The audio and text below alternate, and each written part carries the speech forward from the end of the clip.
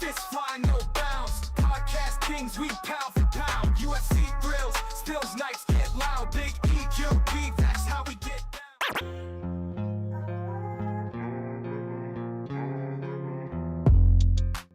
What's up, everybody? Welcome back to another episode of the GRP. Back at it on an actual Thursday. It's been a couple weeks since we've done the normal Thursday night, but here we are. Did nothing last Thursday or Wednesday because it was, 4th of July. Hit it up on Sunday. Talked about the pound for pound rankings that came out. And yeah, we did that. So not bad. At least we got something out there. I was happy to jump on and do the podcast because it had been a minute. So now we're here back at it, and we have an actual UFC event this weekend. UFC Nashville. Yo, CST in the chat. Thanks for jumping in, guys. Phil, what's going on? Yeah, UFC Nashville ready to go. We got the big boys. We got the big boys ready to get it going. Oh man, my chat is stupid. The chat on the screen changed again. I swear it does it just to mess with me at this point, which is fine. I know how to fix it now. That's a good thing. So thank you to CST for jumping in the chat right away and letting me know that, even though you didn't say that. You let me know by showing me. So that's dope. So there we go. Hopefully it's back to normal. One of these days it'll stop doing that. But here we are, ready to go. Heavyweights hitting the main event here for UFC Nashville. Phil, what's going on, bro? Always got my back, and it's still messed up. That's okay. It's there, but it's not there. I don't get it. One of these times it'll stop messing up. But UFC Nashville. Heavyweights. We got 3 heavyweight fights on the card, and it's headlined by the heavyweights. Derek, the Black Beast Lewis. Always fun to watch him fight, as long as he's there to fight. Because if he's not there to fight, it could be bad. It could be bad. Right on. Thanks, Phil. Appreciate that. Yeah, it could be bad if, if he's not there to fight, especially with the 8-0 opponent he's going up against. Younger guy, hasn't fought the same kind of competition that Derek Lewis has, but sometimes that makes for the best fights. Sometimes that means it's going to end quick, and sometimes it means it could be extremely boring because the heavyweights, nobody knows what the fuck's going on with the heavyweights these days.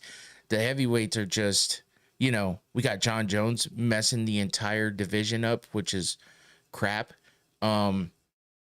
With weighting and I feel like all the good heavyweights are just went away. It's just like slowly, like that Homer Simpson fucking gif where he's just like peering back into the bushes. It's like all the heavyweights are gone. I mean, what the fuck? And I was kind of thinking that, and then I started really thinking that when I was listening. I heard like 3 different people talking about it on different like shows and podcasts and stuff. But Tellison could be in a title fight with 2 weights. Holy shit, is that the fucking truth? Yeah, that's the problem. Is there's nobody there. There's nobody there to do anything. Nothing to see here. Yeah. So like, what the fuck happened? That's what I want to know, because it's like you stop paying attention to the big boys for a couple seconds and they're just gone. And I feel like it's John Jones's fault. I mean, whatever, call me biased. Yeah, he's the GOAT, the GOAT, but he's fucking things up. Now he's talking about coming back again already. So it's like, what are we doing? You're just messing shit up. Let's get these heavyweights back in here, get them fighting again, and get the shit going, because we need that right now. And more than anything, because a lot of the divisions are kind of like, what the fuck's going on? But the heavyweight division's always been the one to count on. And right now it's just not, because of all the bullshit. So let's hope that changes here in the near future. I started off just right away because it's on my head. It was bugging me. But, and then, yeah, with this fight coming up, I mean, it's headlined by the heavyweights, and you got basically 1/3 of the entire roster of heavyweights that matter fighting on this card. And it's not even the top ones, it's just a third of the amount. At least that's what it feels like. So anyway, UFC Nashville. At least we have an event this weekend. We're waiting for the lead up to, you know, the let's see, did it save it that time? Hopefully it did. We're waiting for the lead up to UFC 318. Phil says, notice how promotions are heavyweight tournaments and they're terrible on paper. Karate Combat, Glory Rising, but BKFC sounds promising. Yeah. Yeah. And it seems like that's the thing. It seems like outside the UFC, the heavyweights are, but really it's a lot of guys that used to be in the UFC, right? So that's what's weird. It's like that's where all the heavyweights kind of aged out. There's no young heavyweights. I think that's what it is. There's no young heavyweights that are popping up. And I mean, like Tellison Teixeira, yeah, but he's not that young, I feel like. So that's part of the problem, I think. A lot of the lower weights, which we were kind of down on before, are now the ones that are really, really doing big things right now. So I wonder if, you know, maybe that's a thing. It's always the 5 heavyweights are under 30 in the UFC. That's a goddamn shame. Oh my gosh. I'm trying to that makes me sad. I don't even know what to say about that except for that's sad. Tellison is the youngest at 25. Yeah, that's what I'm about to. So the youngest and the oldest are hitting it up this weekend. So and you know, I like the Black Beast a lot. So that's what's tough about this, because for me, I like the Black Beast. I always have. But you know, we've seen stinkers out of him, and we've seen him just wreck fools.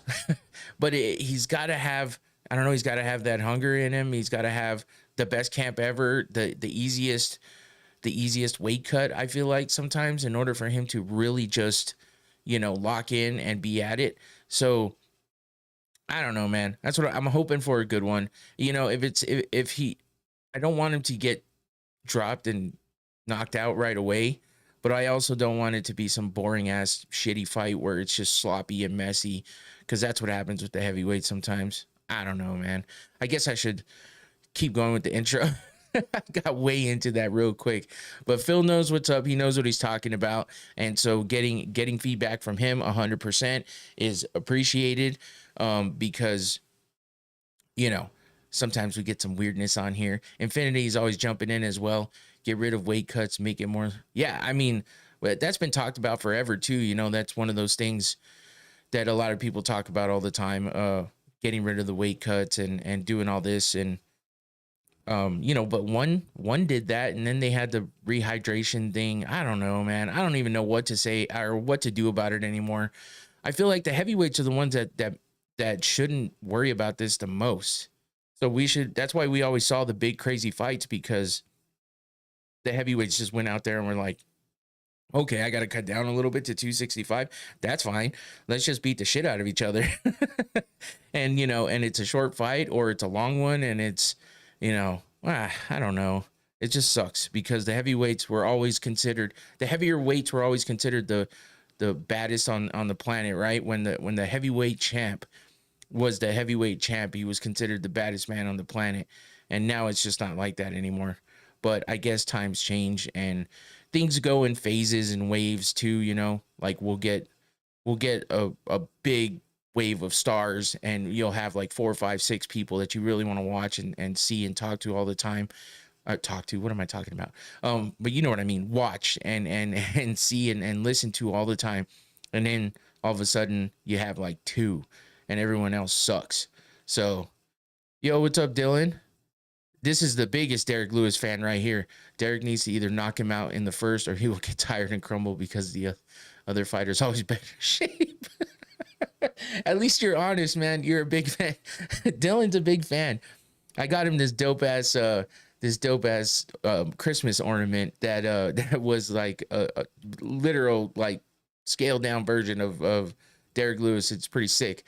But that's how big of a fan he is. But even he knows what's up. So, yeah, Derek Lewis needs to come out and just wreck shit and have this be like a Fast and Furious first round finish on one way or the other. I'd prefer it to be Derek, but maybe it's more promising if it's Tellison, Teixeira. But he's kind of a he's kind of a weird dude, but he's undefeated. And fuck, I guess the heavyweight division can use that right now. And Derek will stick around, I'm sure.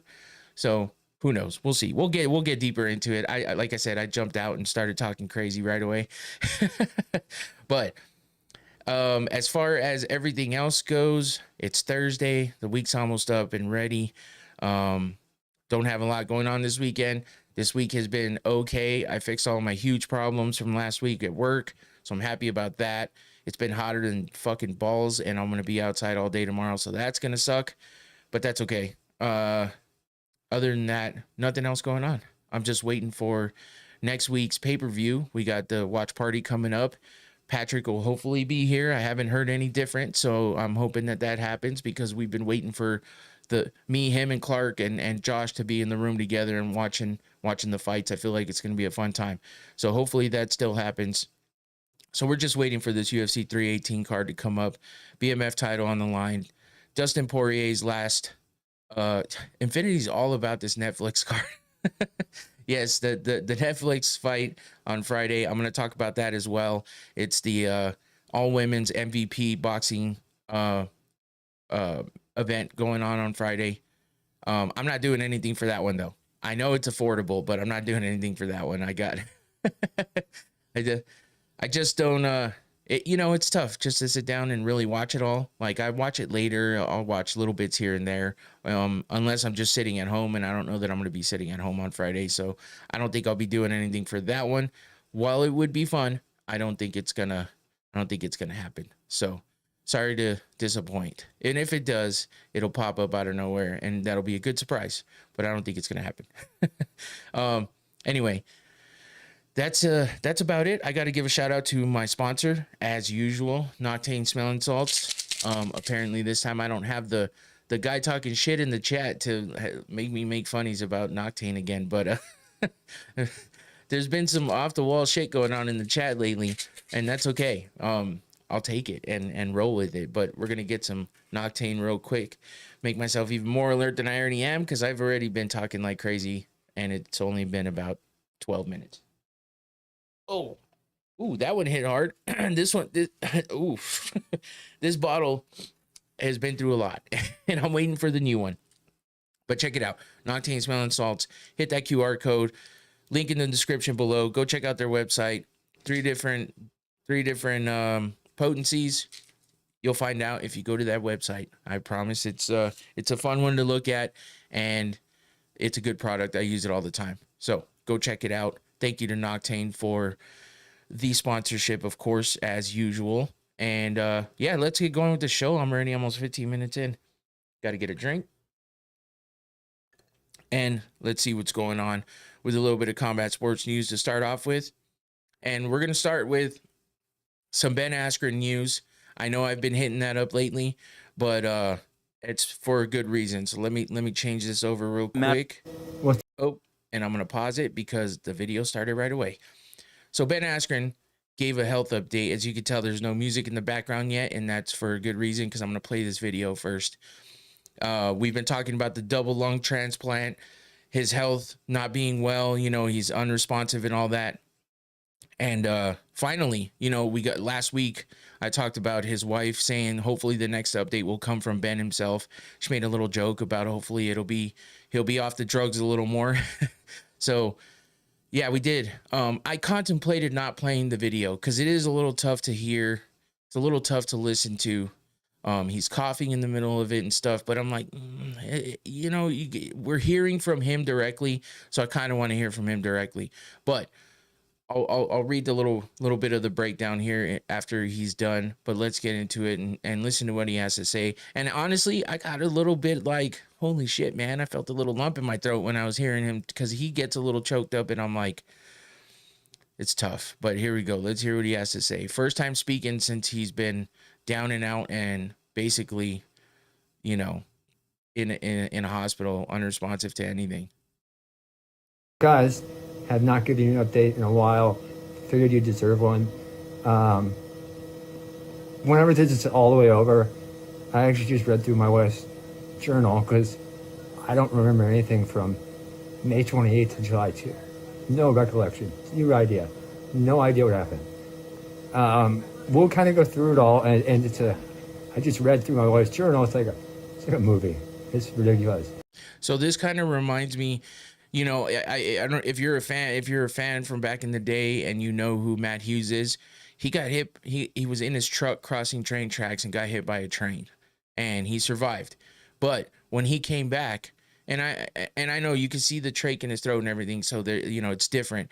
Maybe that's why, but his voice sounds so different. It's crazy, and that's what the way Matt Hughes sounds now still. And while Matt Hughes made a big recovery, and we've seen him do everything from wrestling people and stuff like that, he still has that sound in his voice, and he's still a little shaky sounding when he speaks. And it's crazy to hear Ben Askren sound that way. The way that he looks, he talks about how much weight he lost, and but you know, you get shades of the old Ben still in here with some of the stuff he says. So let's continue. So I only died 4 times, right? Or the ticker stopped for about 20 seconds. That's crazy. That's not ideal. I don't know if you guys know that. But I got the double lung transplant. I made it out to the other side of it, gaining quite a bit of strength. Learning to use everything again. I was actually on a scale yesterday, 147 pounds. I've been on 47 pounds since 15 years old. Damn. So I was like 50 pounds. 50 pounds. In a 45-day period. So man, that was a battle. Luckily, I don't remember most of it. And you know, the thing that was most impactful to me was all the love I felt from everybody. And it was almost like I got to have my own funeral, right? I still remember it 30 years ago when Dave Schultz died, and you listen to all these older people, you know, recollect how much they enjoyed him, how much they loved him. And, you know, obviously he never had to hear that. I'm sure some people told him. But, so man, the outpouring of love from the wrestling community was just amazing. It felt so good. And so, you know, I'm more motivated than ever to sort of give back and do what I can and help out the best I can help out. I love you guys. I appreciate you guys. It's been tough, not only on me but my whole family and my close community. So I appreciate everything. Hope you guys appreciate the update. And like I said, sometime down the road, maybe Amy and I can detail everything a little more. Man, so I mean, like I said, it's tough to kind of hear some of the things he said, but just like how hard it is for him to talk at certain times. But then you heard him get a little choked up when he talked about the outpour of love and support that he's gotten. And, you know, good for his wife for keeping some sort of a record of all this. You know, he says that she had a journal, and, you know, she's been updating everybody on what's been going on and what's been happening through all the craziness. And that's got to be damn tough, especially knowing her husband as athletic and as fit as he's always been, to be going through something like this. So as you heard, he said he lost 50 pounds in the matter of 45 days. He said he hasn't been able to remember anything basically from May 28th to July 2nd. He has no recollection of anything. So that's why he said it feels like a movie reading the journal, because he doesn't remember any of it, which, I mean, obviously that makes sense, right? For what he's going through and what happened. So it's good to hear that he's, you know, responsive now. He's able to talk. Obviously he's still struggling, but he got the double lung transplant, and let's hope for the best for him, and that he just moves on and continues to get better and get well and recover from all this, and that the lungs hold up and his body doesn't reject them, because that's always the scary part. And, you know, I heard some stats about how how long people live with stuff like this when it comes to a transplant and everything. And man, I hope that he outlasts that. He's proven how tough of a man he is to get through all this and come out the other side and survive. And hopefully his quality of life is good when he finally recovers completely. So Infinity said life is no joke, and that's no doubt. And you know, I it's just crazy to see this all go down, man. You know, you heard about the stuff with Matt Hughes when that went down, and other crazy shit that's happened, but this is a little bit, you know, just out of nowhere. And for him, you know, look, you can see how different he looks between that picture on the top left and then the way he looks in the hospital bed. So it's crazy, man. So let's just hope for the best with Ben Askren, and I'm glad that he's able to at least speak and do stuff now. So if anything else that comes up, I'll definitely touch on it again further down the road. Let's just hope he's able to recover and everything goes well. And the sad news continues, because then we hear the other day about Randy Couture being airlifted to a burn center after a racing accident. Apparently, he was going to make his debut in the National Hot Rod NHRA basically this year when he got into a serious accident during a practice run on Tuesday. So this just happened this week. Couture suffered first and second degree burns on his body, along with trauma injuries and smoke inhalation. As we know, he's not young anymore. He's 62 years old. He's not fighting, but obviously these guys all kind of need that adrenaline rush still after a long, you know, life of fighting and all the, you know, under the bright lights and stepping into the cage, national television, worldwide, you know, everything, and then fighting all the time. And so some of these guys do crazy shit afterwards, and Randy Couture is one of them, 62 years old, in the NHRA, you know, trying to make his debut and race some cars, and then unfortunately gets in an accident. So I don't know if that's going to wrap up that for him, but you know, being airlifted with burns all over him and stuff, that's never good.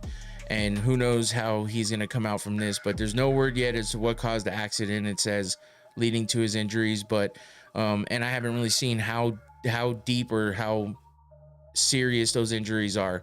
So let's just hope for the best for Randy Couture as well. I got to meet him at the UFC Fan Expo. Actually, it was an event outside of that during that weekend though, and I got his autograph, took a picture with him and stuff. It was really cool to meet him. He's a legend. And you know, it was always a fun guy to watch fight. You know, the fight with Jamie, we watched him beat the shit out of James Toney. All the fights that he's had, it's crazy, his career. And even though he didn't, you know, he left on like a sour note with the UFC, he still did a lot of big things and supporting Bellator and all that good shit. So, you know, Randy's one of those guys, man, a legend and a Hall of Famer. And yeah, let's just hope that he comes out the other side and is well, and hopefully nothing too serious that's gonna affect his quality of life either moving forward. So yeah, a couple of maybe not so much downer for Askren. It just sucks to watch him being in that state, and then to hear this about Randy too. It's like, damn, all of the legends, man. It's like, I guess everybody, when you get older and stuff, this kind of shit happens, but yeah, let's hope for no more of that kind of bad news. And then you got John Jones on the other side fucking doing dumb shit. So I guess he's not at that age anymore. So, I mean, at that age yet. So he's still being wild.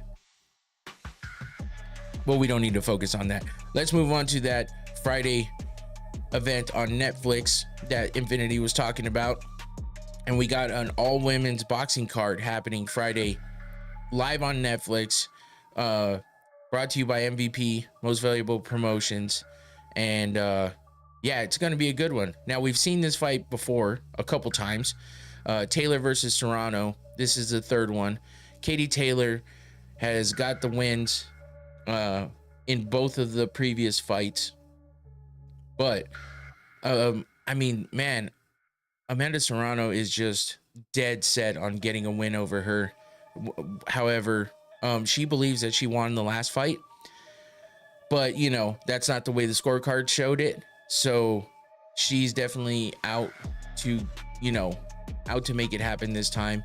And Katie Taylor's getting to that point where everyone's already talking about how many fights she actually has left, and how many times we expect to see her fight moving forward. So no decision this time. That's what Serrano's going for, that's for sure. And I'm sure Katie Taylor isn't gonna allow that to happen, so maybe that'll bring something out of her and get this fight to end before the last bell.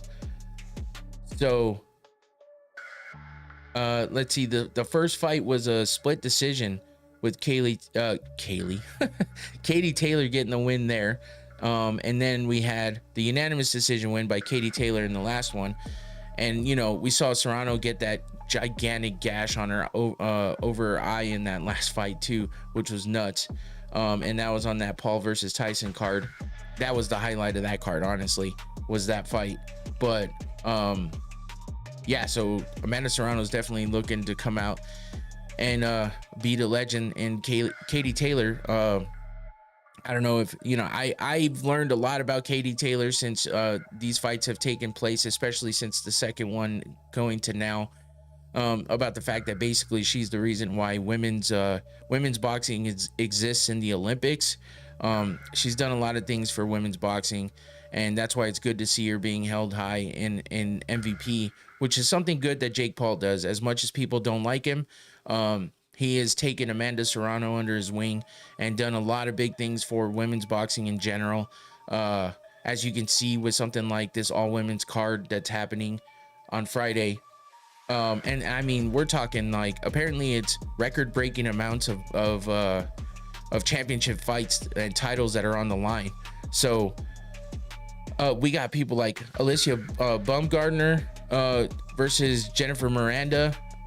That's for a title in the co-main event. Baumgardner is making her debut for MVP, fighting in this card. We got Ellie Scottney versus Yamileth Mercado.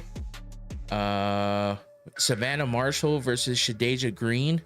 That should be a banger. Chantel Cameron versus Jessica Kamara. We got Shanika Johnson versus Sharita Metcalf.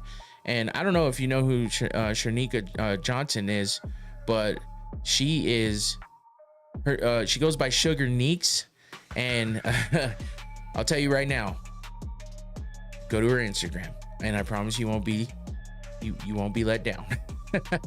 She's fucking ripped for one, okay? And I know that might sound weird if I'm telling you to go to her Instagram, but you'll find out why.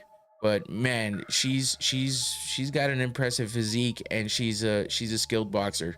So we got that for the undisputed female bantamweight title. We've got the interim WBC World Female Super Lightweight title. That's the Cameron versus Kamara.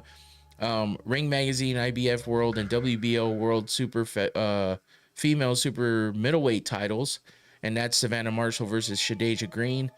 We got the Ring WBC World, IBF World, and WBO Female Super Bantamweight titles in Scottney versus Mercado.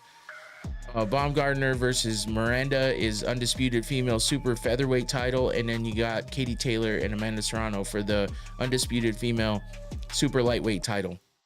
So tons of titles going on here, and as we know in boxing, that's what they're about. It's title and title and title, and Infinity's an Alicia Baumgardner fan, and I can understand why, but she's a damn good boxer too. So I mean, there's some banger fights going on this card, as you can see the lineup there on that picture on the top right. Let me blow this one up for myself here so I can see a little better, because my eyes are pretty good, but they're not that good. I'm sure you can see it on your screen, but for me, yeah. Let's see. So we got Ramla Ali versus Leila Furtado, and damn, did I even say that one? Tam Thibault versus Mary Casamassa. Some of these names, man. But that's really it. So you got what? 8-9 fights? No, not 8 fights total on this card. So it's a pretty stacked card with all of those titles on the line, championship fights, big names. I mean, it's probably gonna be a fun fucking watch, that's for sure. Some action in all these fights. And women's boxing's a little different than women's MMA. I know I always down on women's MMA a little bit for being somewhat, maybe not boring, but just uneventful at times, and there's trouble with getting finishes and stuff like that. But women's boxing is fun to watch, I feel like. So this is definitely something I'm going to be watching out for and watching live as it's on, if I can. It's just Friday nights get a little crazy for me depending on things I've got going on, so I will be watching on my phone though. So yeah, don't miss it. Live on Netflix. You don't, as long as you have Netflix, you ain't paying shit, because you already pay for Netflix. So I guess it's not free, but you know what I mean. It's basically free. So check that one out, because that should be a good one for sure. I'm trying to see. It must be a thing with the chat where it has to start correctly, otherwise it just doesn't ever change, because I fixed it and it just doesn't seem to want to fix. So that's okay. It's just a little dark on the screen, but no big deal. I still have the pop-up one, and that's all right. So let's get rid of a couple of these things, and let's move on to some more boxing. Now, of course, I talk about this all the time, and the reason why I even bring it up is because I want to be 100% like transparent here. I am not the biggest boxing fan. I'm not the most knowledgeable on boxing, but I do pay attention to the fights. I do pay attention to, the top boxers and stuff. And when there's big matches on, I follow it and I pay attention. And I listen to a lot of podcasts that talk about boxing as well as MMA and stuff like that. So I'm always interested to hear. I wish I could follow boxing closer. I just don't have the bandwidth for it. MMA is my thing, and that's what I watch the most. But I have a lot of interest in boxing still. So I always try to touch on the big events going on as much as I can. And Ring 3 is happening this weekend as well on Saturday. Saturday. I had to double check the date. But we got some big names on this card as well. Shakur Stevenson versus William Zepeda. Edgar Berlanga versus Hamzah Sheeraz. Alberto Puello versus Subriel Matias.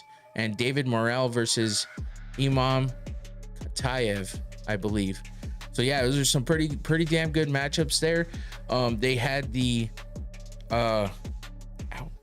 They had the press conference, and holy shit, was that crazy. We're talking like fucking mad shade and shit talking thrown at fucking, why'd I just blank his goddamn name? Golden Boy. I just blanked his name. I don't know why. It's probably because I'm just thinking about everything that was said about him. Berlanga went in on fucking Golden Boy. God damn it! What the fuck is this? Why am I blanking on his name? I'm gonna get it right now. If you know it, put it in the chat. I'm gonna feel so stupid because it's gonna come to me. Why can't I fucking think of it? I hate when this happens. Oscar De La Hoya. God damn it. Oh my God, Oscar De La Hoya. I should know his name off the top of my head, but it was just escaping me there. But Berlanga went in on him, was talking shit about how he's just a stripper. There you go, Infinity. He got it too. But talking shit about De La Hoya being a stripper, telling him to go put on his high heels and lingerie. He's throwing women's underwear at him, and he's throwing some kind of props at him, and then he busts out a stack of money and starts fucking throwing money at him, telling him, "You're my stripper," which is a little weird. You gotta pause a bit on that one, but I don't know. He's telling him to dance for me. Oh my God, it was fucking hilarious. Hey, 305 Chunks, thank you for coming back. Appreciate you. Yeah, no day. Exactly. But and so, you know, and De La Hoya is going in on him about how he's not even a real Puerto Rican and all this other shit. But you know, De La Hoya's voice is so annoying. And he always talks in this tone. He's like, you guys, this guy, he's not even a real Puerto Rican. He's just like, I can't even do his voice because it's so, I don't know, it's irritating, and it's high pitched and screeching, but and his videos are cringy as fuck. But he likes to talk shit, and he got shit talked by Berlanga big time, and then Shakur Stevenson even told him to shut the fuck up and sit down. So too many low blows. Oh man, I should probably shut up. I was just gonna say something else. Anyway, yeah, I don't know what's up with De La Hoya, but everybody seems to fucking hate him. You don't know the Oscar De La Hoya name? Is it you have memory loss or dementia? No, I just had a fucking blip in my brain, bro. It was just, I blanked out. All I could think of was Golden Boy. And it's because I'm too busy laughing at what I saw in the press conference. I told you, I'm also not the biggest boxing guy, but I know De La Hoya. It's so funny. Okay, my bad. Okay, thank you. I'm not that. Oh man, I'm not that bad yet. I know I'm a little old, but I don't have dementia yet. Memory loss, short-term memory is bad for me though. That's for goddamn sure. And I also have all this other shit in my brain about MMA and stuff that we're gonna talk about, the UFC Nashville card here in a minute. And that stuff I don't forget as easily. Boxing though, a little bit different. So I apologize to the boxing fans, because I understand that's frustrating if somebody's like, what the fuck, how do you not know De La Hoya? I definitely know De La Hoya. I'm just dumb for a moment. I had a brain fart while I'm thinking about Berlanga throwing fucking money at him, calling him a stripper. That shit was too funny. Anyway, these are some damn good matchups here. I feel like we're gonna get a pretty good event coming out of this, but so does Titty. Oh shit. Yeah, I don't know, man. I can't get too serious about boxing when it comes down to it, because I just don't follow it that closely. But I do like to mention the big events that are coming out, and I do like to give them their props. This is a big card. We got two big cards happening this weekend. Friday night with the all women's MVP card. Say what you want about Jake Paul. He's doing good things and big things for the women's divisions in boxing especially.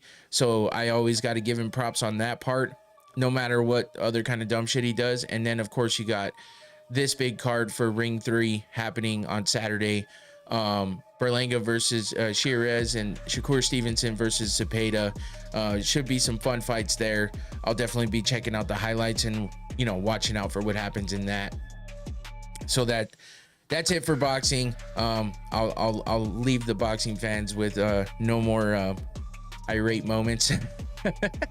I get it, man. I'm the same way when someone's talking about MMA or like UFC guys or something. I'm just like, how do you not remember that name? But then I gotta remember, not everybody, pays attention to that stuff like all the time. So you got to take a step back sometimes and give someone some grace and be like, it's okay.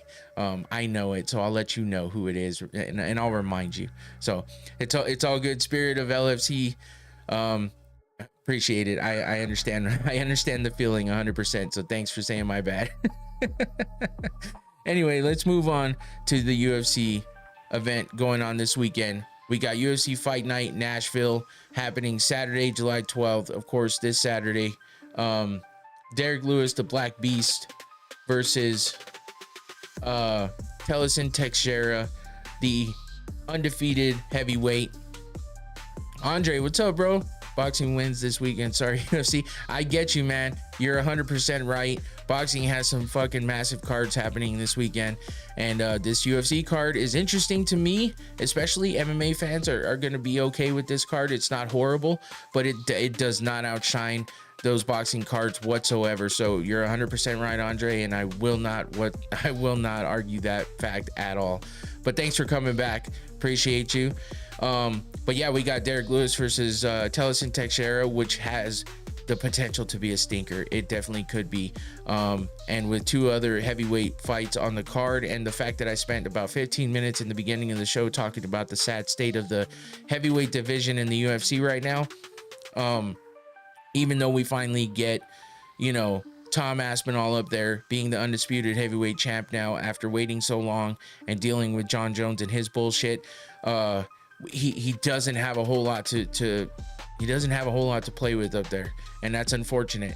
So hopefully we get some stars arising out of some of these matchups here. We got 3 heavyweight fights on this card, and with the small amount of heavyweight fighters that make up, you know, any portion of the UFC, it's the smallest portion at this time, and it sucks. So I want to see some heavyweights go on some long win streaks and rise above, and definitely make that heavyweight division exciting again, because we all know the heavyweights were always the exciting part of the game. And while it's evolved to the point where even the smallest of weights, the flyweights, can be some of the most exciting fights, you know, it's still, you get that feeling like, shit, what happened to the goddamn heavyweights? Because in boxing, you know, heavyweights are exciting as shit too, and you got the biggest names in heavyweight too. So it just sucks to see that division go down the way it has. And with all the jumping around of weight classes and stuff, I think that's kind of part of the problem. So many people jumping around, and I think that's why the UFC kind of wants to stop the double champ shit, and they're forcing people to kind of defend their titles a couple times before they try to move up. But you're also stifling it a little bit by not allowing them to keep their current title while moving up and trying to get a second one. But I understand on the flip side, you're holding up a whole division, and that could be a big problem too. So yeah, there's some things to think about there.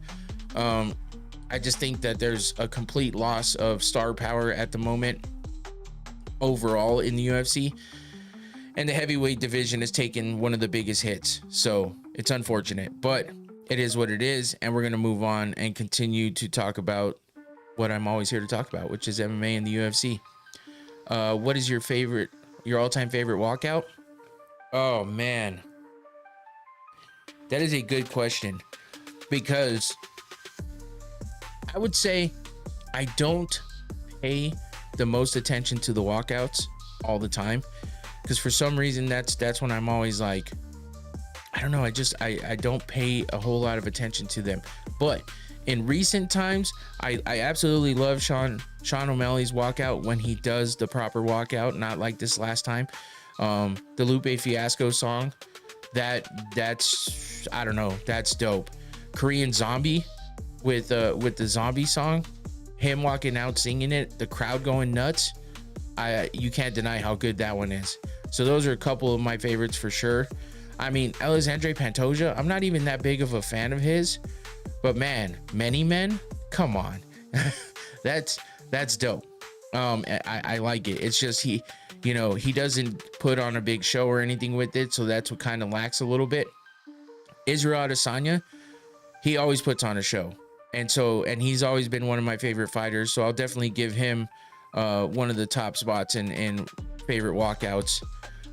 Old school ones, I don't remember them that much, because I gotta pay attention more, because I just don't pay attention to walkouts all that much, and I want to go back and look, because I know there were some older ones that I absolutely loved. I just can't think of them because my brain is overloaded with everything else. And I just didn't, like I said, I just didn't pay it that much attention to them. Boss Rotten. I think you meant Boss Rutan. I get it. But I don't remember his walkouts, honestly. Rampage was always fun. I don't remember his music, but I remember him stopping and howling with the just like slow paced walk with the chain on his neck. That was always sick.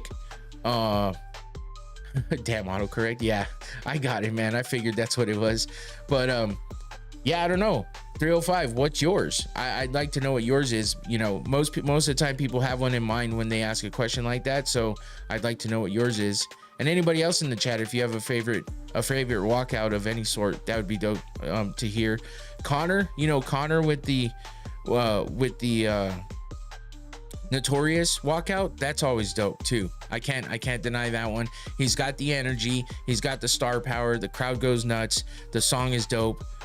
So that's definitely up there for sure. And then Nate Diaz has always been one of my favorite fighters. Sugar Sean, superstar every time. Yeah, Trent. I knew Trent would say that one. Trent in the chat, appreciate you. Tenet Trent, go follow her everywhere. She's a streamer and a gamer. But yeah, she's a big Sugar Sean O'Malley fan. So that's one of the reasons why I like it so much too, because I know she loves it. It's my daughter, so it reminds me of her all the time. And yeah, it just gives me chills, man. I love that. I've loved that song since it came out. That was like, I fucking played that song out when it first came out.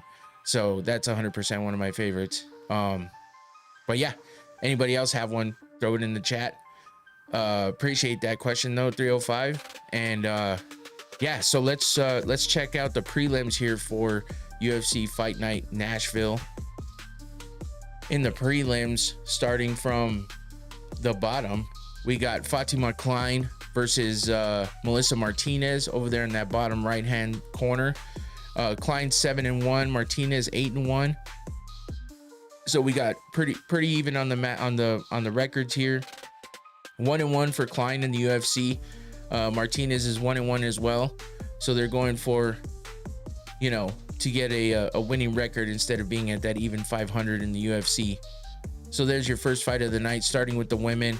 I think Fatima probably has the slight advantage here, but we'll see how that one starts off.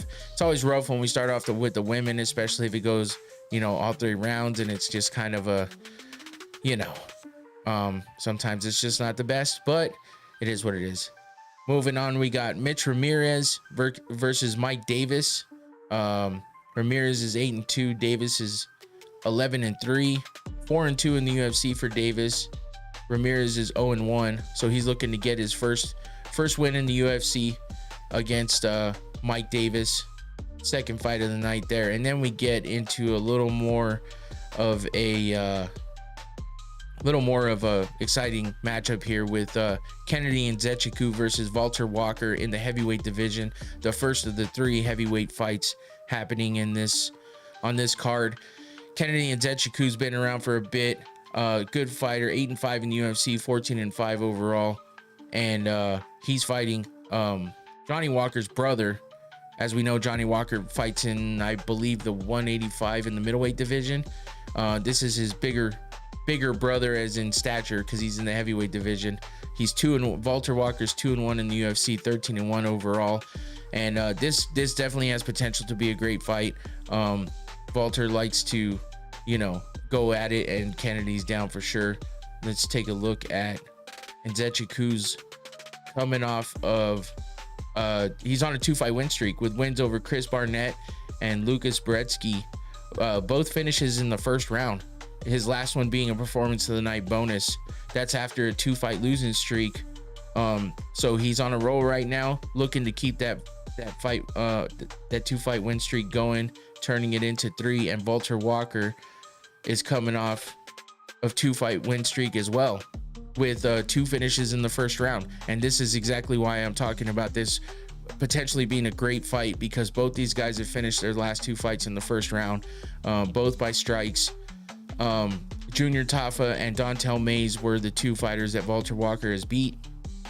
One in August of last year, one in February of this year. So we're looking at a potential first round finish from one of these guys, and that could mean a great 3rd fight of the night with the heavyweight division. And that brings us over to the women, back to the women. In the middle of the card here, we got Lauren Murphy, the vet, facing Eduardo Mora. Lauren Murphy's, as far as I could tell, is going to be retiring after this fight. It sounds like this is going to be her last one. You never know what's going to happen, especially when people say that right before they fight. And you know, if they're going to change their mind or not. But from what I was hearing, it sounds like this is going to be her last fight. So we'll see if she goes out on a win here. She's 16-6 overall, 8-6 in the UFC. We got Eduardo Mora, 2-1 in the UFC, 11-1 overall. Lauren Murphy's had a tough career because she's got a lot of wins, loss. She put a couple losses in a row. Her longest win streak in the UFC was 5-fight win streak, which got her to the title fight against Valentina Shevchenko back in 21. And then she got finished in the 4th round to lose that fight.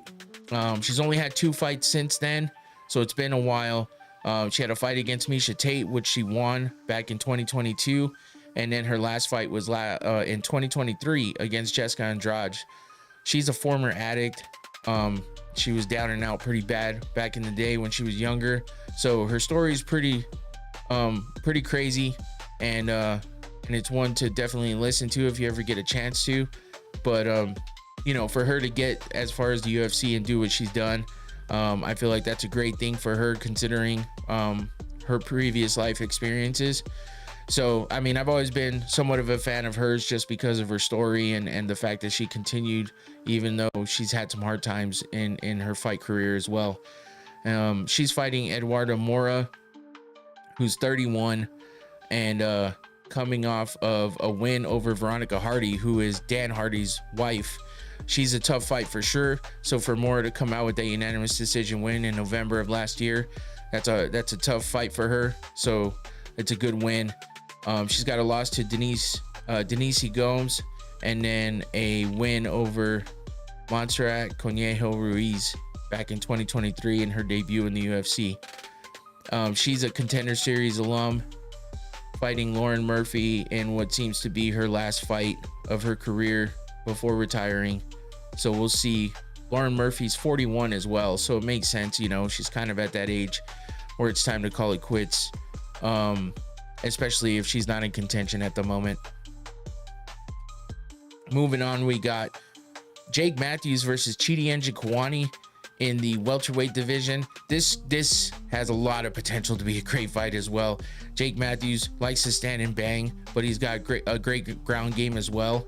He's 21-7 overall, 14-7 in the UFC. Chidi Njokuani's 25-10 overall, 5-3 in the UFC. Bare knuckle on Saturday. Oh yeah, is there bare knuckle on Saturday? You know what? I failed on that one. I was watching the press conference earlier though for bare knuckle for BKFC. That is, I don't know if you're talking about BKFC, but because I know there's BKB as well. But BKFC, that press conference earlier was insane, with Conor just being Conor, Mike Perry and Conor going at it, Mike Perry fucking going after everybody. It was nuts. I was watching that as I was prepping for this earlier today. It was entertaining for sure. But Jake Matthews is coming off of 2 unanimous decision wins against Francisco Prado and Phil Rowe. Phil Rowe's a tough fight, man. So for him to get that unanimous decision win over him back in 2024, that's a good one there. His last loss was to Michael Morales. Can't down on him for that one. Morales is a badass. And then Chidi Njokuani is coming off, or actually he's on a 3-fight win streak with wins over Elizu Selesky, Jared Gordon, and Rise McKee. All hard opponents for sure. Split decision against McKee, unanimous decision against Gooden, and round 2 finish against Selesky in his last fight.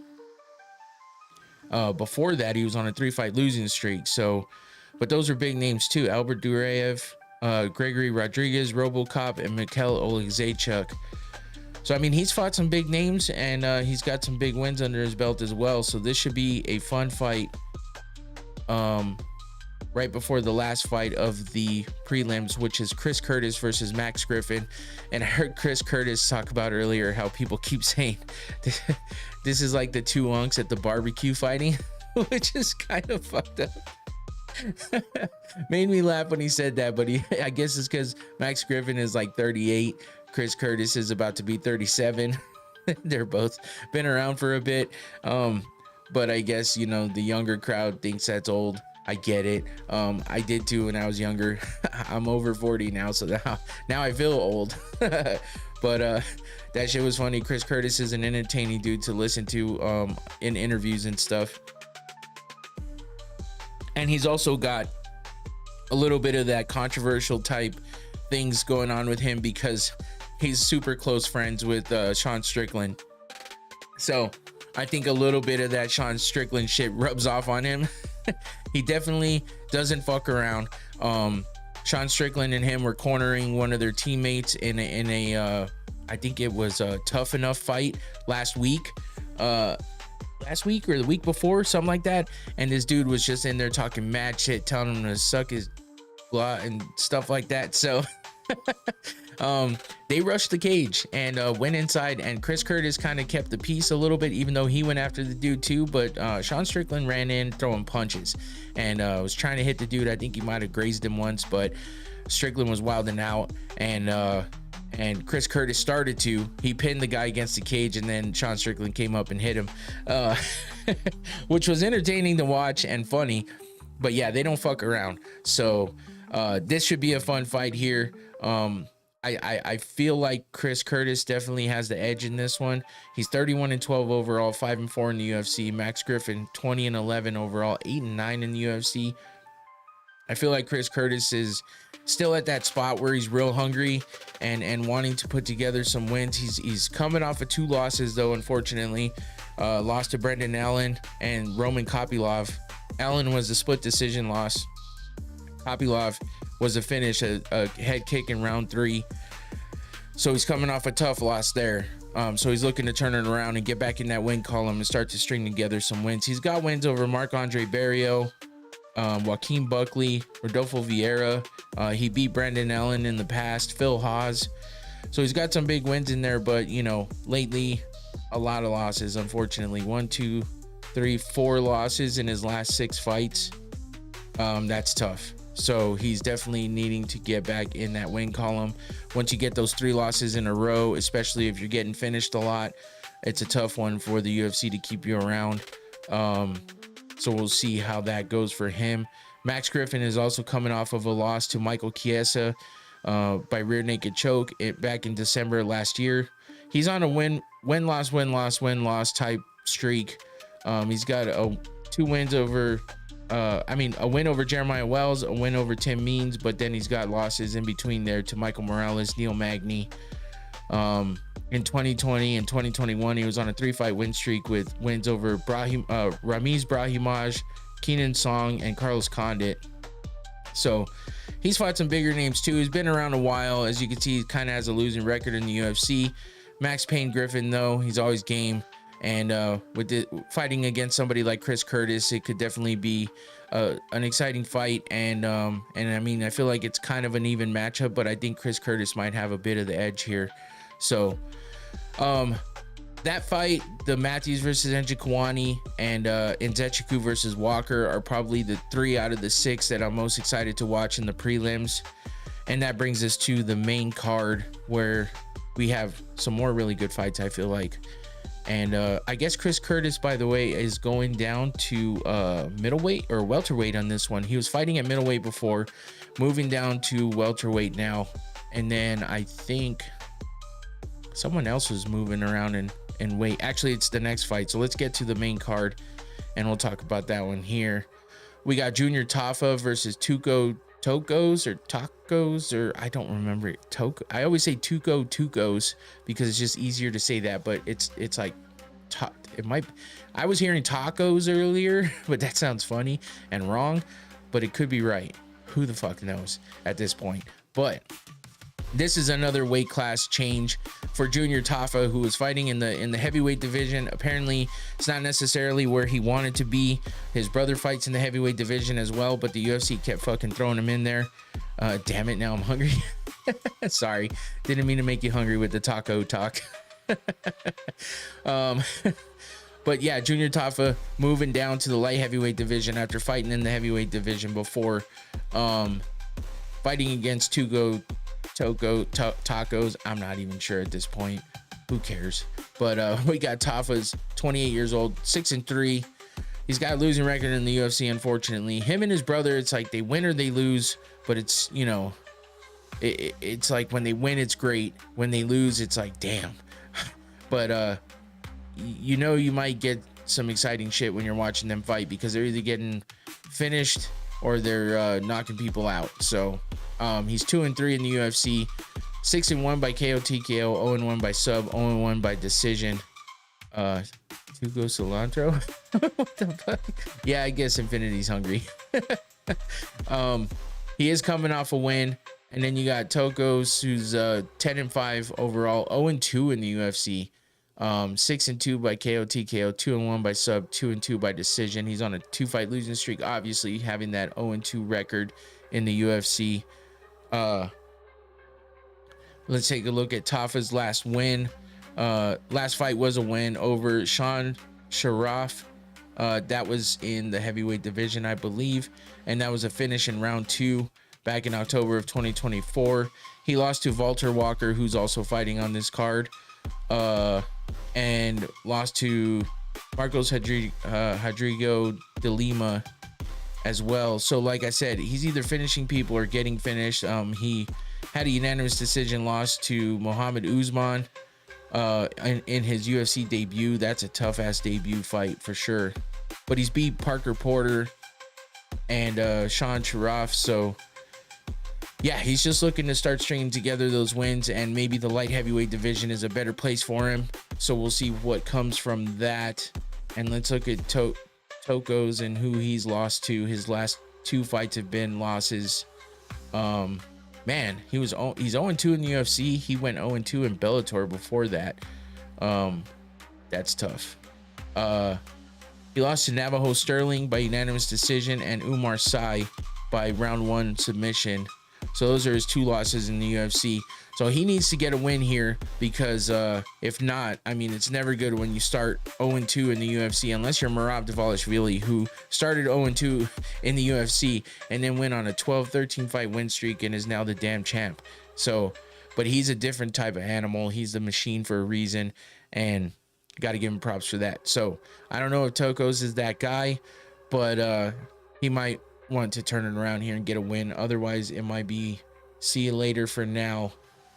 Considering, I mean, I think he is, yeah, he's 35, so that's a tough age to be getting cut from the UFC. But you know, people have done it before, especially in those heavier divisions. They seem to last a little bit longer, but we'll see. I have a lot of faith in Junior Tafa.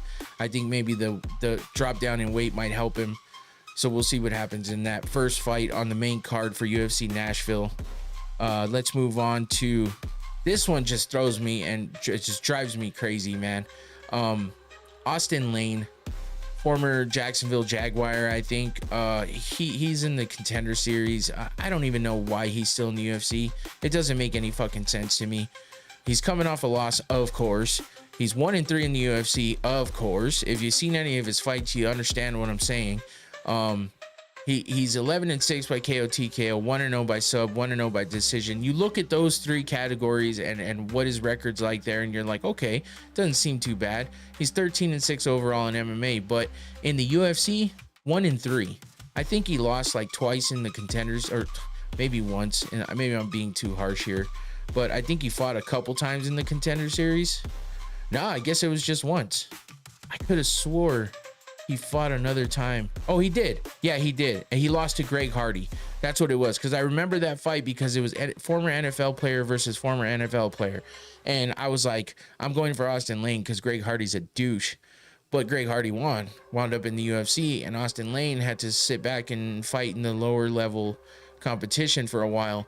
Then he came back and got a win by ground and pound in round 1 in the Contender Series. So I understand why they brought him in. You know, it's like, oh, they're thinking former NFL player, bring him in. But yeah, 1-3 in the UFC. Now he's fighting Vitor Petrino, who's 10 years younger than him. 11-2 overall, 4-2 in the UFC, 7-1 by KO TKO, 1-1 by sub, 3-0 by decision.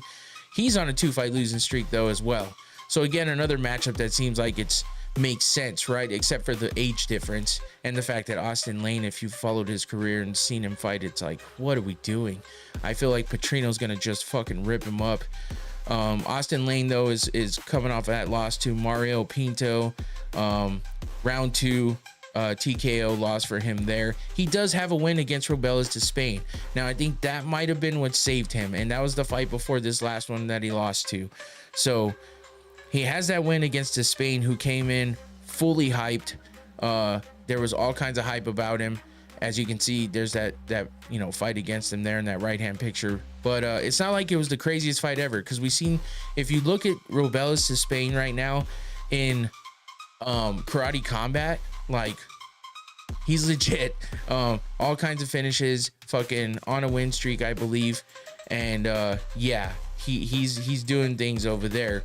But in the UFC, he just was kind of a dud, and it's upsetting, honestly. So like, he had a 4-second win in his first fight in Karate Combat. 4-second overhand right, round 1, done. 2024. 25, round 1, 12-second finish. And then in February, that was in January. In February, an 8-second round 1 TKO, all in Karate Combat. So Despain is a fucking animal. He's a beast. He had all kinds of round 1 decisions before he got into the UFC as well, including his first UFC fight against Josh Parisian. But then he came back and lost to Waldo Cortez Acosta, which makes sense because he's more of a ground fighter. Lost by unanimous decision there, and then lost to one of the worst fighters in the UFC, Austin Lane. I hate to talk shit like that, bro, but fuck. That dude, just every time I'm thinking, hey, it'd be great to see him win, you know, former NFL player. He seems like a good dude, but oh my God. I just don't even understand why he's still in the UFC. It doesn't make sense. But then, you know, Despain has made his way in Karate Combat and is going to continue to do that because I believe he's fighting in their tournament coming up, as well as Daniel James. So shit, that could be tough. Daniel James, if he moves around in that heavyweight tournament, he might wind up having to fight Despain, which is some scary shit. But Daniel James is a big bad motherfucker too. So the American Predator, it would be nice to see him get there and do that shit. I interviewed him for a second time last week, a couple weeks ago, something like that. I think it was last week. But yeah, you can go check that out on Combat Sports Today. They were in the chat earlier. Phil, who runs all that, hooked me up with that interview. I like collabing with them, so go check out their YouTube channel, subscribe, and all that good stuff. They inform you about all kinds of different combat sports and do a lot of fighter interviews as well. So go check that out. And I've done a few for them, so I'm happy to be a part of their team and collabing with them. And you'll see that Daniel James interview I just did with him recently, coming up in the next week, I believe. Infinity said, hope you can get Wolf back on. He's entertaining. Oh yeah, Rob Perez, the Wolf, another guy who howls like crazy. It's pretty fun though. He's a wild boy, and he's going to be fighting for the heavyweight title in DBX, Dirty Boxing, Mike Perry's organization. He's going to be fighting Jairzinho Rosenstruck, so it'd be really fucking badass to be able to get him in an interview again before he goes and fights for that title. So yeah, that would be dope. Anyway, okay, I got stuck on talking about Austin Lane and then Robelis Despain, but it was worth it. Vitor Petrino is coming in on a 2-fight losing streak, with losses to Dustin Jacoby and Anthony Smith. So those are tough, right? Anthony Smith is a great submission guy, so he lost to guillotine by him. Dustin Jacoby beat him by TKO. Before that, he was on a pretty good win streak as he made his debut coming in from the Contender Series. He was on a 4-fight win streak before he lost to Anthony Smith. He had wins over Anton Tukali, Marcin Prachnio, Modestas Bukakis, and Tyson Pedro. Those are some pretty fucking good wins for your first four fights in the UFC. 2 fight of the night and performance of the night bonuses in 2 of those fights. And then beating Tyson Pedro too. I mean, shit. But then he came back and lost to Anthony Smith and Dustin Jacoby. So he's looking to get back in that win column. And if I were to bet on it, which a lot of people might say bet against me, but hey, I'm sorry. This time, I'm pretty damn sure Petrino's going to get the win here over Austin Lane. It's almost a lock. But don't take my word for it. Anyway, I got the Fight Wheel coming up with the Fight Wheel predictions. So we'll see what the Fight Wheel predicts as far as this matchup coming up. Let's move on to the next fight in the main card. And that is Nate the Train Landwehr versus Morgan Charrier. So this one, I love Nate the Train, man. He's such a fucking funny dude. Like, he seems like that. I don't know. The way he looks and the way he talks are 2 totally different things. But he's a funny guy. He always throws some heat on the mic after he gets wins. And he's a fun guy to watch. He's one of those all or nothing guys in the cage, though.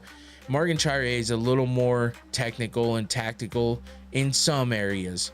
I wouldn't say completely, but if you look at his face looks like John Cena.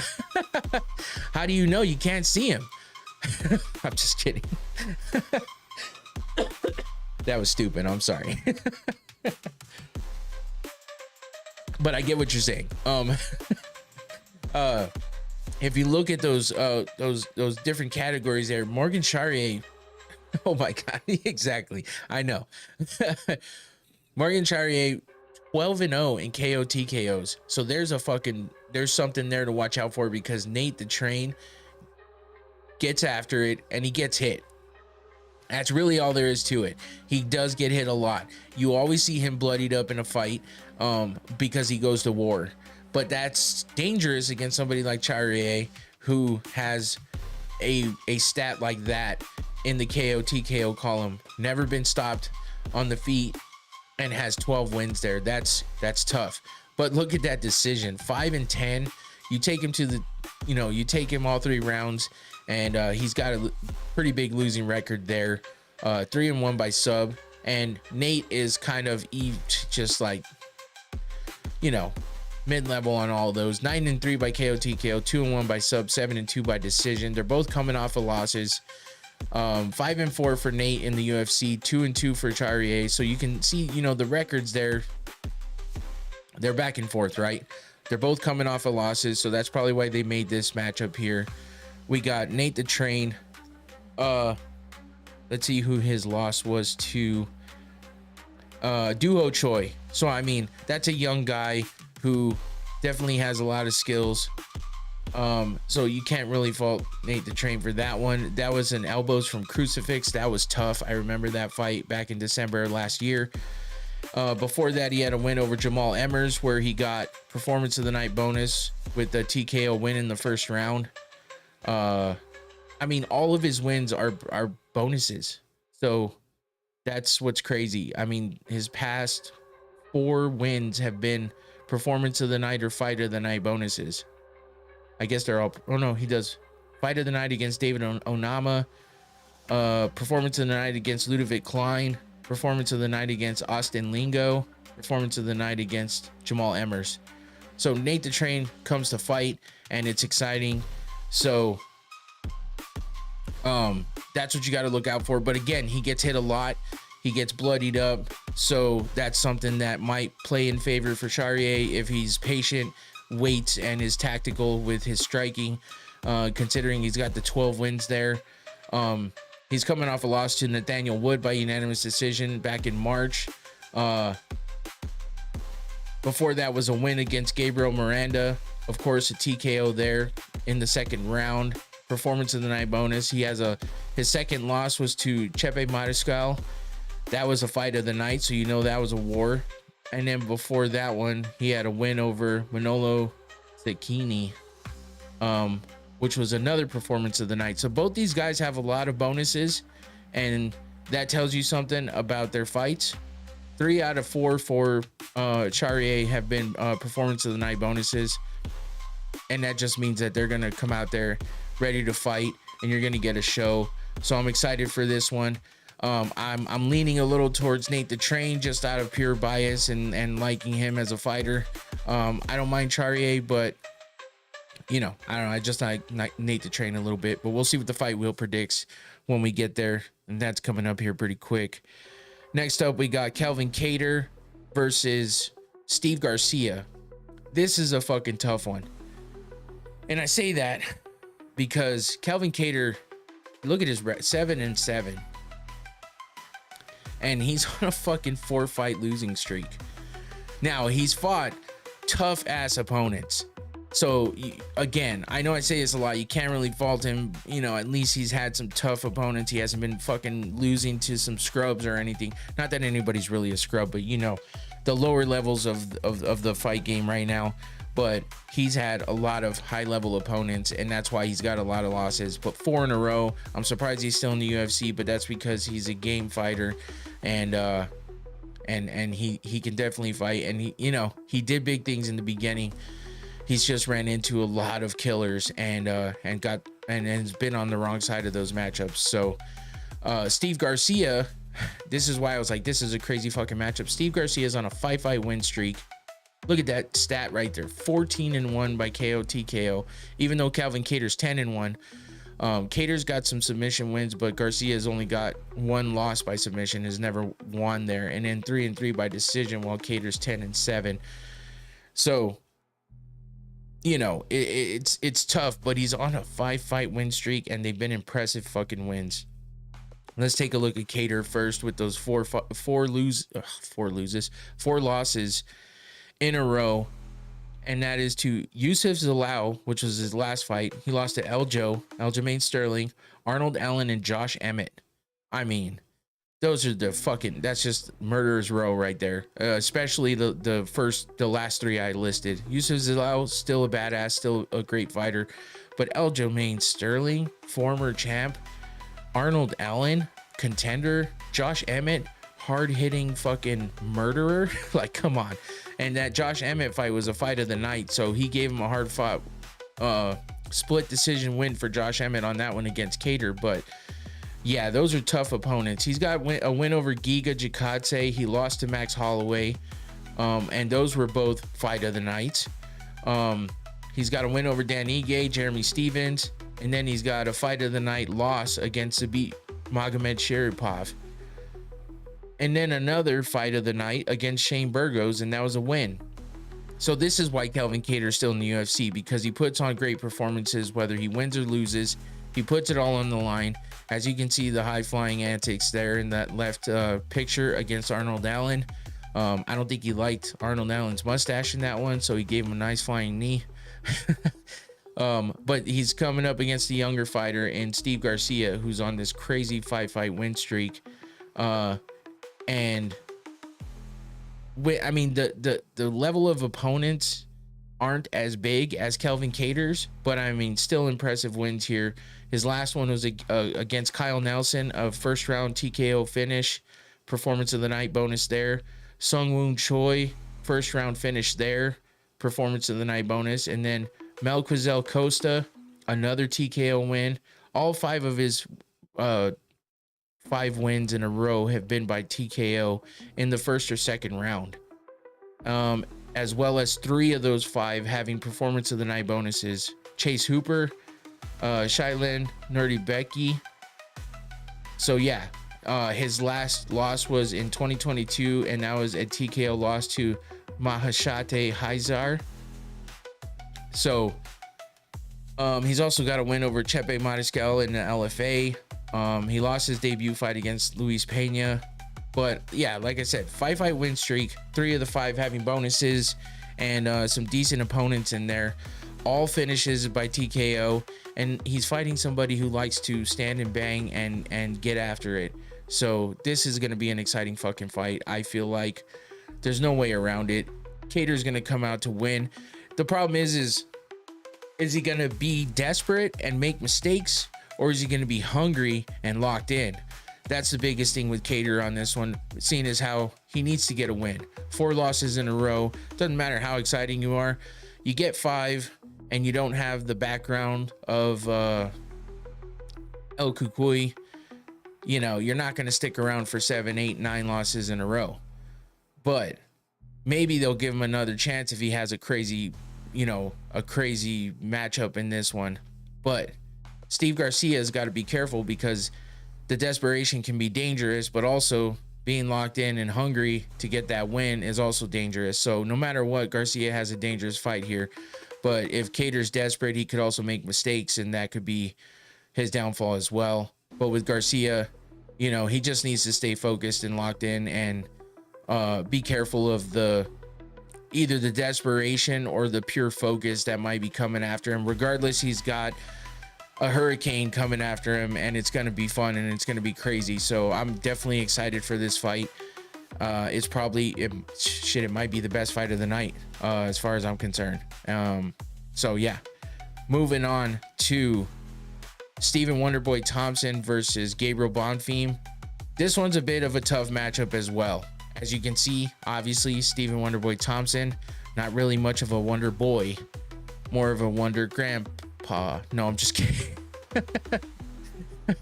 He's younger than me. What am I talking about? But in the fight game, that's old. 42, but he's in great shape. He always is. He's the nicest motherfucker in the whole UFC. That's why they call him the NMF.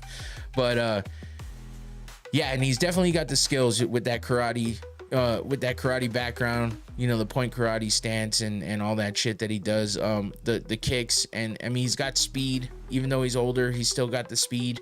He doesn't have the big power, but he's got enough power to make it matter. I mean, look at his record though. He's 17-8 overall, 12-8 in the UFC, 8-2 by KO TKO, 1-1 by sub, and 8-5 by decision. He is on a 2-fight losing streak, going up against a hungry lion like Gabriel Bonfim. 17-1 overall, 4-1 in the UFC, 3-1 by KO TKO, 13-0 by sub. That's the big one right there, because as you see, Stephen Thompson does not go to the ground much, considering he's won and lost only one fight in that category. So with Bonfim being 13-0, Thompson's gonna have to try to keep that length, you know, keep that distance with his length, and he is a long fighter, considering that crazy karate stance, the wide open stance that he has.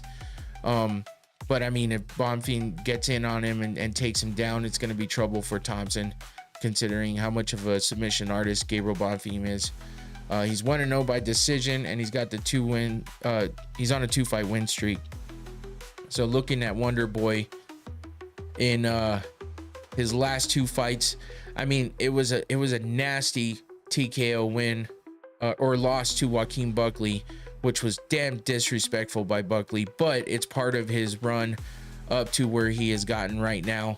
So Buckley's on a pretty good run right now, and Wonder Boy was part of that climb that Joaquin Buckley's been on right now. He also lost to Shavkat Rakhmonov by rear naked choke, and that's what I'm saying. Shavkat's obviously a specialist. He has a lot of submissions as well, 10-0 by submission, but also 8-0 by KO TKO. So but Shavkat's just a dangerous motherfucker. If he can just get healthy and come back, I think we're gonna see him battling for that title for sure. But I mean, with Wonder Boy being on the, you know, kind of at the end of his career here, he was not a big match for Shavkat and got choked out. So that's one of his 2 losses in a row. As you can see, that big punch against Kevin Holland, where he beat Kevin Holland by TKO in that one with a fight of the night bonus there.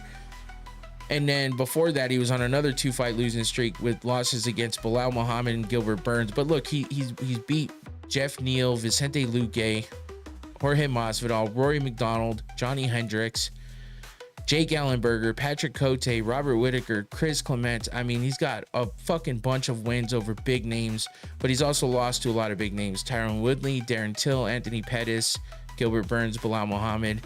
So, you know, crazy record.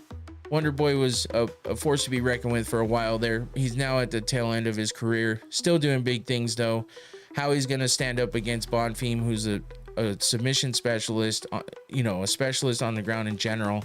His last win was against Chaos Williams by a Darce choke, and that was a performance of the night bonus for him there.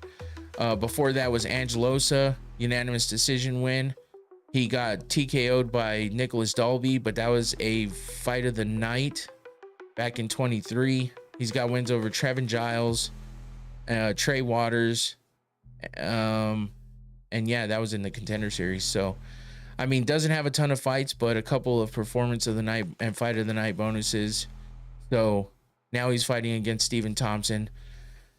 And yeah, he's going to be looking for that submission for sure. He's just got to try to get inside on Wonder Boy, because Wonder Boy fights very long with those long limbs and that crazy stance. So we'll see what Bonfim has for Wonder Boy, and if Wonder Boy can hold up to that to the younger guy with the great ground skills. It's going to be a tough one, I think, but we'll see what happens there in the co-main event. And that brings us to the main event, where we'll wrap it up here. Derek the Black Beast Lewis versus Tellison Teixeira. This is an interesting matchup because they're both coming off of losses, but Derek Lewis is on a 2-fight losing streak. He's almost 10 years older than Teixeira. Wait, Teixeira's undefeated. Why did I write loss? I must have forgot to change that one. So my bad. He's actually on a, what the fuck did I do? Yeah, I messed that one up. It's always one. There's always got to be one. And that's because I make so many of these and I start to get cross-eyed while making them. My bad. Whatever. That's a glaring one though. When his MMA record is 8-0, that was dumb. Whatever. My bad. Anyway, heavyweight division. As you can see, neither one of these guys are ground game ground guys with the submission game, because Derek Lewis has not been submitted, nor has he submitted anybody. And Teixeira has only been submitted once. Never doesn't have any wins by submissions. I messed that one up there too, because apparently, so yeah, I messed this one up. I do not know what I did here. That is strange. I feel like something fucked up on me. That's okay. You know what? We're just gonna go ahead and skip this because I screwed it up, and that's okay. It happens sometimes. Let's go to Derek Lewis here. He actually has 23 wins by KO TKO, 7 losses there. He's got 1 win by submission, 2 losses, and then 4-3 by decision. He's 19-10 in the UFC, coming off a win over Rodrigo Nascimento, and that was a TKO win in the 3rd round. Before that, he lost to Jelton Almeida, beat Marcos Rodrigo de Lima in a performance of the night, flying knee to ground strikes, round 1 finish on that one. And then he was on a 3-fight losing streak before that. Sergey Spivak, Sergey Pavlovich, and Tai Tuivasa. So 2022-23 was a rough year for Derek Lewis, but you know, he's kind of a back and forth fighter like that. But the thing is he's got those heavy hands, he's got the power. So if he comes out in a good way, if he had a good weight cut and a good camp, then we could see a very great fight coming from Derek Lewis. And if he wins, we see an entertaining time on the mic afterwards. He always comes at you with some shit, most famously known for "my balls was hot" when he took off his shorts and spun him around and he's running around in just his boxers. And you know, Joe Rogan was like, "Why'd you take your shorts off?" He's like, "My balls was hot." So then, you know, the other famous one, where's Ronda Rousey's fine ass at? He's always saying some shit. The one time when he basically ran out of the cage because he's like, "I gotta take a shit." It's always something with Derek Lewis. He's a funny motherfucker. He's called the Black Beast for a reason, because he's a fucking beast. If he's on top of his game.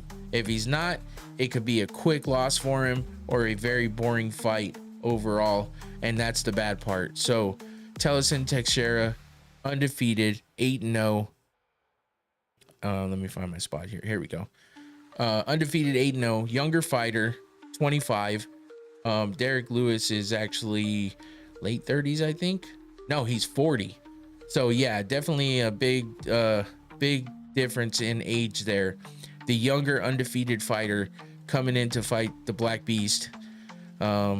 Yeah, and he got Teixeira got his last win over Justin Tafa, or his only win in the UFC over Justin Tafa. Performance of the night bonus. Tafa's one of those fighters too. He's either gonna come in and wreck shit quickly, or he's gonna get finished. That's the way it goes. So being that Teixeira's already fought a guy like that, who fights similar to the Black Beast, I just think that Lewis definitely has more power and is a little more consistent than, I don't really want to say that either. They're kind of the same fighter, man. Tafa and Lewis, they either just aren't feeling it and get finished, or they come in and wreck shit. That's kind of how it goes with both of them.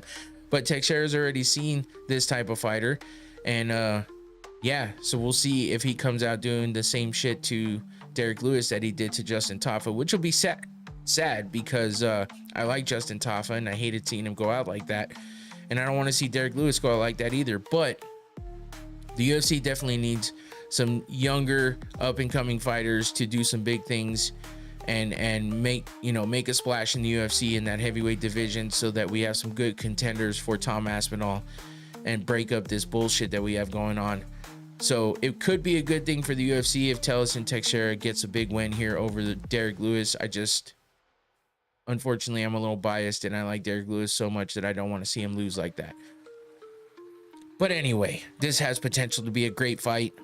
So I'm hoping it is one way or the other. And unfortunately, the edge has to go to Teixeira here, being undefeated, being younger, finishing a guy who fights just like the guy he's about to fight right now. So it's tough, but we'll have to see what happens with that. And with that being said, as we finish this out here, I'm going to take us over to the fight wheel. We're going to get some predictions here, but I did want to take a look at my last fight wheel predictions, which was for UFC 317 in the main card. I had Peyton Talbot winning, which was a good one there. Alexandre Pantoja winning, which was correct. Renato Moicano winning, which was incorrect. Ilia Topuria winning, which was correct, and Justin Van. So the fight wheel went 4-1. And that's pretty damn good considering the fight card that we had for that night. So not bad for the I don't think the fight wheel has gone undefeated just yet. But looks like that's weird. Whatever. Anyway, let me get to this real quick so we can get to spinning the wheel and seeing what the fight wheel has for predictions this time. So I'll clear this out and we'll get started. Fight wheel predictions. Since I suck at betting and I suck at predictions, I'm going to go ahead and let the fight wheel take care of it. Oh my gosh. The fight wheel probably got the first one wrong. But Austin Lane for the win. I'm not sure about that one. That might be a loss right off the bat, but that's just me being negative, I guess. So Austin Lane to beat Vitor Petrino in that fight. Let me get rid of that name and we'll go for our second spin for the fight wheel predictions. I always write them to the left and then we take a look after the fact to see how well it did. Nate the Train Landwehr, that's one I like to see. Nate the Train to beat Garcia in that matchup. So there's your second fight prediction. Let's get rid of that name and Steve Garcia, and let's go for spin number 3, prediction number 3. I meant to put Nate the Train and I just put Nate. Morgan Charrier to get the win over Kelvin Cater. That is a good possibility. As much as I'd like to see Kelvin Cater get the win on that one, I'm not sure that he has what it takes to beat Charrier, because he's a tough opponent, especially with those 12 wins by KO, TKO, and Kelvin being that guy who gets hit a lot and likes to stand on the feet and trade. So 3 down, 3 to go. Let's see what else the fight wheel has for us. Derek Lewis to hand Tellison Teixeira his first loss in the UFC and first loss in his career. I like that prediction.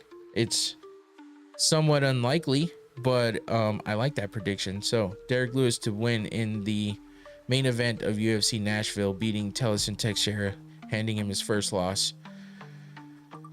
That would be a fun one to see. Hopefully that's what happens. Let's go. Two more to go. Gabriel Bonfim, that was pretty predictable, to beat Stephen Wonderboy Thompson.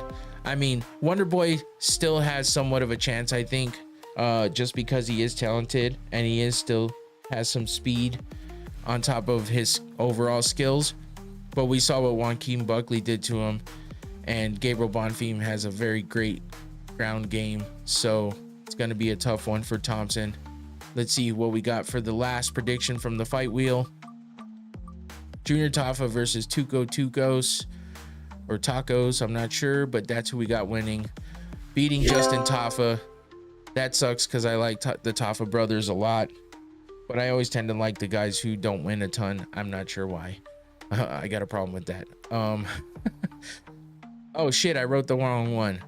I'm wishful thinking here. I'm thinking Tafa for the win, and it's actually Tacos. There we go. There's that fixed. There's your predictions from the fight wheel. Not my predictions, the fight wheel predictions. We got Austin Lane. Austin Lane beating Vitor Petrino, highly unlikely. And then we got Nate the Train Landwehr beating Morgan Charrier. I would love. Wait, what the fuck? How did I do that? I messed that up. Well, there goes my. There goes my predictions. What did I do here? Kelvin Cater. Oh, I see. I see what I did. Yeah, Cater versus Garcia. Let me redo this because I screwed that up. I wasn't paying attention. Let's go Cater and Garcia. I was thinking Charrier, I don't know why, but that's okay. I got the two names. Let's fix this real quick. Cater versus Garcia, because that Charrier one is wrong. So yes, Kelvin Cater to get the win over Steve Garcia. I'm not sure that that's going to be what happens, but that's what the fight wheel's predicting. So I'll fix this here. I got ahead of myself there.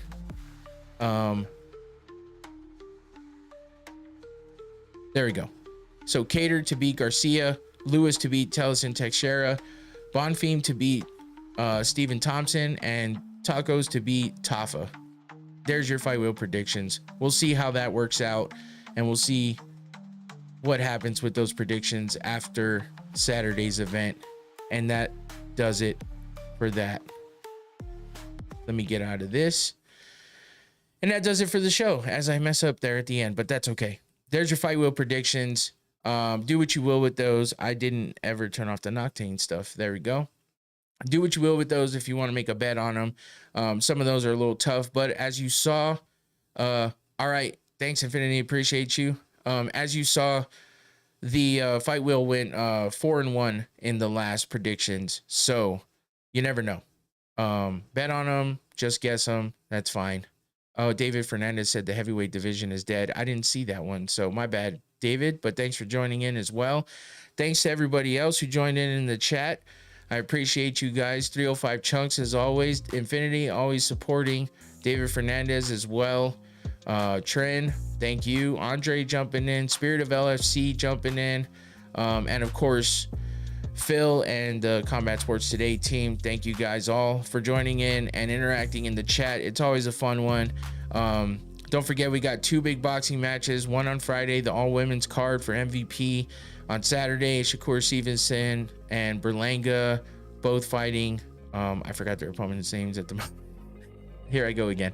But yeah, there's some big boxing matches going on. Apparently, there's some BKFC going on this weekend as well. But you got UFC Nashville happening on Saturday, so don't miss that. Enjoy all the fights. Come back on Sunday, and I will recap the UFC, and we'll talk about the boxing matches as well. So don't forget to like and subscribe. Hit that notification bell so you know when I go live. That's it for me. I'm out of here. Take it easy. Have a good night. Peace.